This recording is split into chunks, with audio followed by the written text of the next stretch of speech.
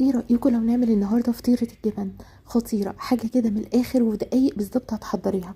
لو جعانة آخر الليل أو عايزة تاكلي حاجة مختلفة وفي نفس الوقت سريعة، تعالوا بينا نشوف هنعمل ايه. كوبايتين من الدقيق، معلقة صغيرة خميرة فورية، معلقة صغيرة من الملح. نعجن بقى بمية دافية بالشكل ده، نسيبها تختمر بقى شوية كده، مش أقل من نص ساعة.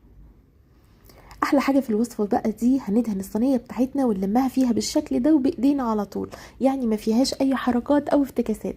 الفطيره دي بتكون بيضاويه او مستطيله بالشكل ده. هنخرمها بالطريقه دي عشان مش عايزينها تنتفخ معانا. الخلطه دي بقى خطيره: فص من الثوم، معلقتين من الزبده زيهم من الزيت، معلقه كبيره من الزعتر.